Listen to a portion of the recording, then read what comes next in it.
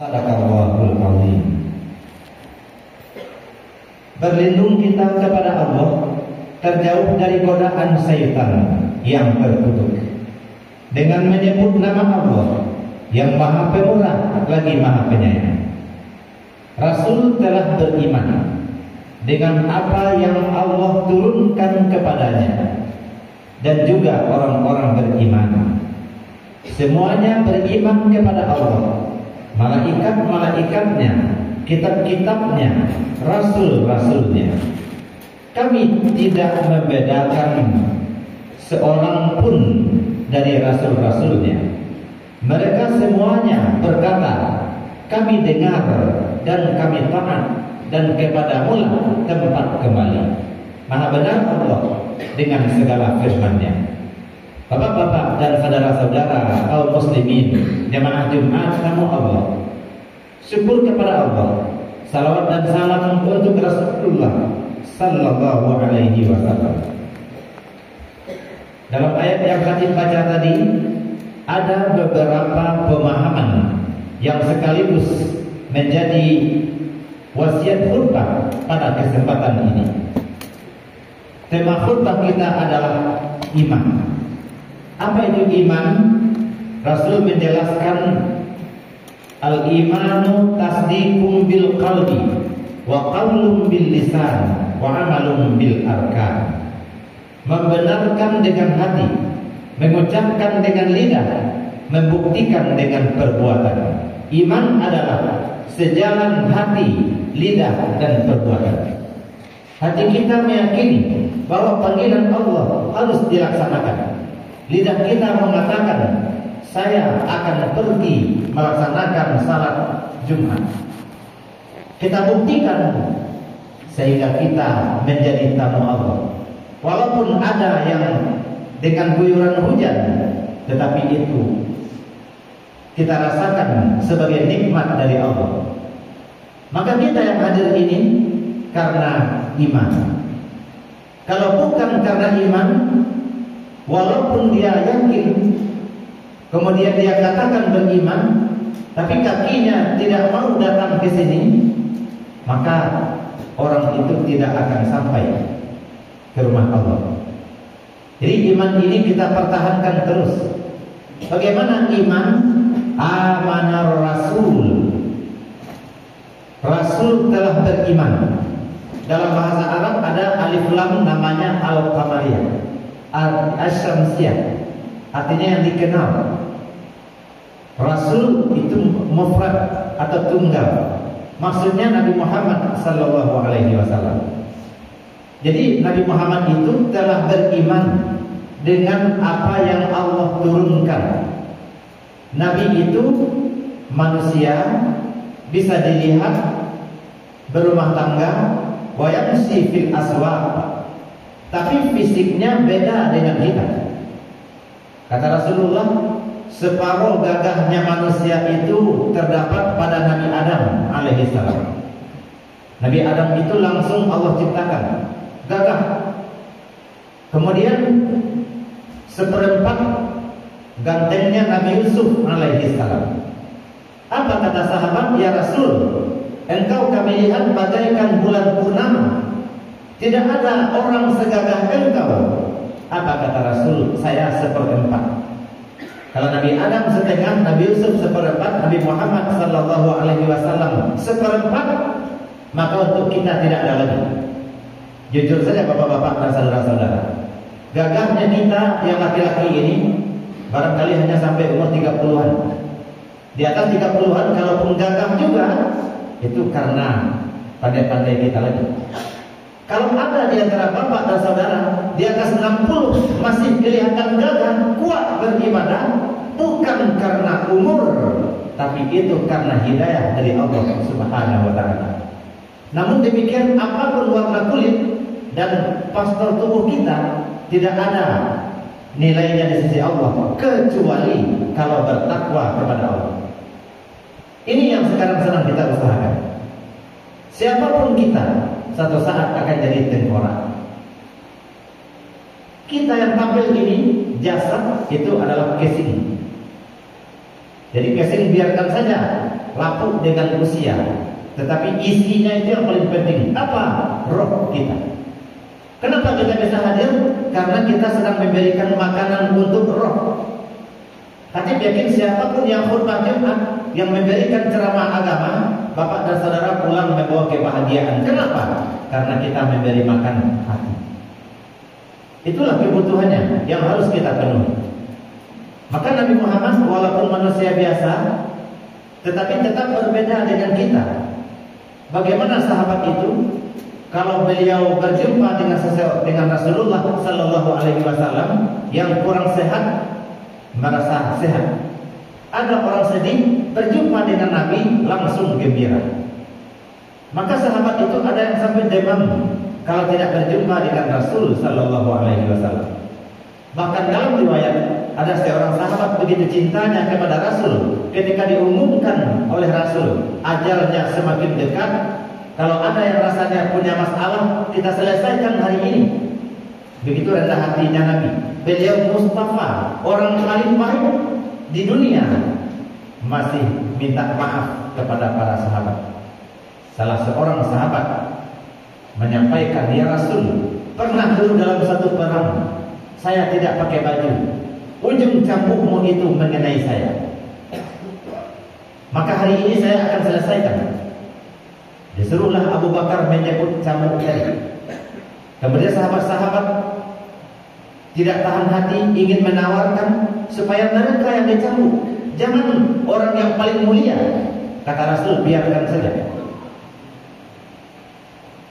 Begitu tinggi rasa tanggung jawab Rasul itu, sampai akhirnya ketika cambuk diberikan, apa kata sahabat tadi? Saya dulu tidak pakai baju ketika ujung cambukmu mengenai kulit saya. Rasul seorang pemalu, lebih pemalu dari gadis pinggitan. Terpaksalah Rasul buka bajunya.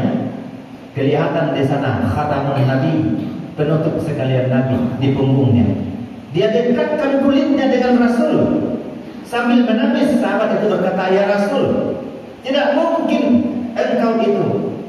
Kami dendam kepada engkau, kami mencintai engkau ya Rasul. Dengan inilah caranya kulit saya harus bersentuhan dengan kulit engkau. Engkau Mustafa, manusia pilihan Allah, calon penghuni surga. Walaupun jasadmu masih di dunia, tetapi engkau adalah orang yang paling baik dan paling mulia. Ialah kalau sama-sama di surga, belum tentu bisa satu tempat dengan engkau.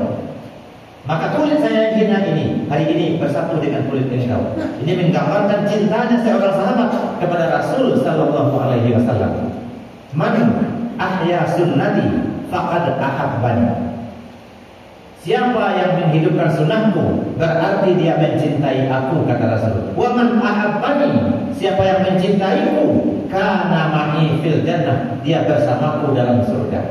Surga yang paling tinggi adalah surga Firdaus. Walaupun nanti ada di antara sahabat dan orang beriman yang Allah kehendaki masuk ke surga Firdaus, apakah satu tempat, tapi yang jelas satu komplek.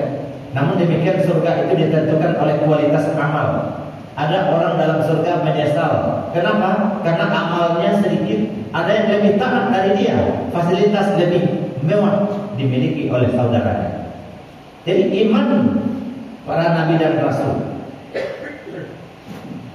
kalau fisiknya bukan sama dengan fisik manusia biasa, kemudian Rasul itu dalam dirinya ada iman. Sebelum jadi nabi ada irhas. Beliau sudah dipelihara Allah. Nabi Muhammad dalam satu riwayat pernah mengikuti acara jahiliyah, hadir beliau, tetapi matanya digerakkan oleh Allah sehingga beliau tertidur. Tidak tahu Nabi Muhammad apa yang terjadi. Begitu Allah pelihara beliau. Tidak sedikit pun beliau punya kesalahan. Dia menjadi nabi umur 25 tahun, ada iman dalam dirinya, naik terus dan tidak pernah turun. Ada 4 jenis iman sesuai tema khutbah kita pada kesempatan ini. Iman itu yang pertama ada yang stabil, tapi imannya malaikat. Malaikat itu tidak pernah turun imannya. Apa yang Allah perintahkan itu terus yang dia kerjakan. Apa itu malaikat? Ibadun mukramun, hamba yang dimuliakan Allah. La ya'sunallaha ma amarahum, tidak pernah ingkar. Wa yaf'aluna ma yu'marun, selalu mengerjakan apa yang Allah perintahkan. Ada malaikat Allah perintahkan mengambil nyawa. Itu saja yang dia kerjakan dan tidak pernah lalai. Ada malaikat memikul aras, dia pikul terus aras itu. Ada malaikat yang ditugaskan menjaga pintu surga, pintu neraka. Iman malaikat stabil karena malaikat makhluk mulia, Malik Zabaniyah, tidak merasa panas dengan neraka. Kenapa? Malaikat Malik Zabaniyah diridai Allah Subhanahu wa taala. Itu iman yang stabil. Kedua, ada iman yang semakin turun. Itu iman iblis. Iblis taat beribadah, di bumi beribadah 1000 tahun.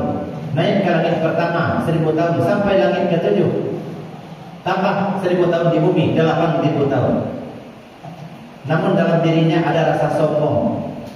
Allah perintahkan sujud kepada Adam. Sujud maksudnya memberi hormat, bukan sujud menyembah. Apa kata iblis? Kenapa kepada Adam? Bukankah saya lebih mulia? Ini Allah jelaskan dalam surat Al-Hijr. Ya Adam, malaka alla takuna ma'as sajidin. Kenapa kamu tidak mau sujud? Dengan angkuhnya iblis mengatakan, lam aqul li asjuda li basharin khalaqatahu min salsalin min hama'in masnun. Saya tidak akan sujud kepada makhluk yang engkau ciptakan dari tanah hitam kering dan busuk baunya. Qala fakhruj minha fa innaka rajim. Keluar kamu dari surga ini iblis. Engkau aku rajam. Wa inna alaika la'nah ila yaumiddin. Sesungguhnya laknatku atasmu sampai hari kiamat. Taat iblis beribadah, bagus imannya, semakin lama semakin turun. Akhirnya iblis menjadi mal'unun, yang terlaknat, musuh Allah Subhanahu wa taala. Yang kedua, iman yang semakin turun akhirnya habis, itulah imannya iblis. Yang ketiga, ada iman itu semakin lama semakin naik, tidak pernah turun. Itulah imannya nabi-nabi dan rasul-rasul Allah. Ada iman dalam diri, turun wahyu, naik imannya terus. Selagi wahyu turun, tidak pernah. Selagi wahyu itu datang, tidak pernah turun. Yang keempat, inilah kita. Iman itu yazidu wa yanqus, kadang-kadang naik, kadang-kadang turun. Yazidu bil ta'ah, bertambah dengan taat, wa yanqusu bil maksiyah, berkurang dengan maksiat. Ketaatan ini tidak bisa kita laksanakan kalau sendiri. Itu sebabnya kita sebagai kaum laki-laki wajib bagi salat Jumat 3 kali berturut-turut. Kalau tidak hadir, munafik kalau dia sehat. Kaum perempuan bagaimana? Sunat. Kenapa kita sekali seminggu berkumpul? Supaya naik semangat ibadah kita, supaya terasa persaudaraan kita, supaya terasa kita ini tamu Allah. Maka berbagai strategi dilaksanakan kaum muslimin. Ada yang melaksanakan Jumat berkah, apakah subuhnya atau setiap salat Jumat. Ada pula yang tidak mau disebutkan nama, disebut hamba Allah. Ketika disebut hamba Allah, malaikat dan kita semua mendoakan amin. Kenapa hamba Allah itu artinya budak Allah, tidak mau menyebutkan nama, walaupun boleh saja menyebutkan nama. Jadi intinya kita berkumpul di sini terasa kita satu, kal jasadil wahid, seperti satu badan, kal bunyan, seperti satu bangunan. Di sini tidak lagi kita lihat suku, warna kulit, dari manapun dia datang. Di sini kita bersaudara sebagai tamu Allah. Dengan sering kita berkumpul, maka iman kita akan naik. Alaikum bil jamaah, wajib atas kamu berjamaah. Fa inna yadallahi ma'al jamaah. Sesungguhnya pertolongan Allah bersama orang-orang yang berjamaah. Kalau kita sering berkumpul, hati kita akan disatukan oleh Allah Subhanahu wa taala. Perbedaan pendapat wajar, tapi tidak bermusuhan. Jadi supaya iman kita naik. Kapan iman turun? Kalau kita sudah tidak mau lagi bersama-sama, suka sendiri-sendiri. Padahal sunatullah kita ini masyarakat makhluk sosial, saling membutuhkan. Dengan kita saling bersilaturahim, rezeki kita dimudahkan oleh Allah, umur dipanjangkan. Apa maksudnya? Suatu saat kalau kita wafat, anak-anak kita melanjutkan bersilaturahmi dengan keluarga kita. Ada orang tua kita akrab, kita sebagai anak melanjutkan keakraban itu, menjalin silaturahmi. Jadi iman itu ada yang stabil, iman malaikat, ada yang semakin turun, imannya iblis, ada yang iman itu semakin naik, imannya nabi-nabi, ada iman yang kadang-kadang naik, kadang-kadang turun. Jadi Nabi beriman, semuanya beriman kepada Allah, malaikat, kitab-kitab, nabi-nabi. Nabi-nabi itu punya mukjizat. Mukjizat yaitu kelebihan luar biasa yang hanya diberikan kepada nabi dan rasul, tidak pernah diberikan kepada manusia biasa. Mukjizat diturunkan Allah sesuai dengan kondisi umat. Pada zaman Nabi Isa banyak orang hebat pengobatan, tabib, maka mukjizat diberikan kepada Nabi Isa, bisa menyembuhkan orang buta, bahkan orang yang mati pun bisa hidup dengan izin Allah. Itu mukjizat. Di zaman Nabi Muhammad banyak orang yang hebat menyusun kalimat sastra, maka turunlah Al-Quran sebagai mukjizat. Maka syukurlah kita yang selalu bersahabat dengan Al-Quran. Bisa jadi kita tidak paham isi Al-Quran, tapi kita bisa paham ilmunya melalui para ulama. Mari kita pertahankan terus iman kita. Apa itu? Nabi dan orang-orang beriman sami'na wa ata'na. Inilah kita sekarang. Kami dengar dan kami taat. Jadi kalau ada perintah Allah, jangan cerewet, laksanakan saja. Kalau sudah jelas itu perintah. Kita ini orang-orang patuh yang ada ini. Kalau bukan sami'na wa ata'na, kita tidak mau salat di sini. Banyak alasannya tidak pergi salat Jumat. Kita pertahankan ini.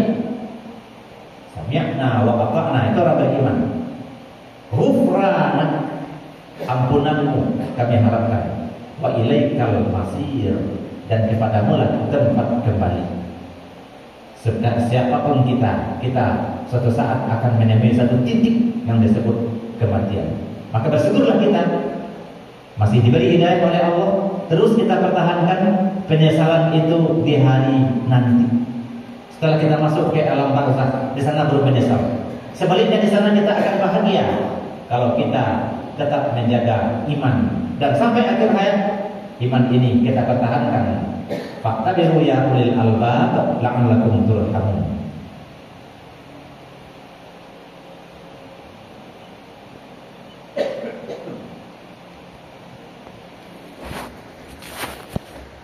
Alhamdulillahilladzi khalaqal mauta wal hayata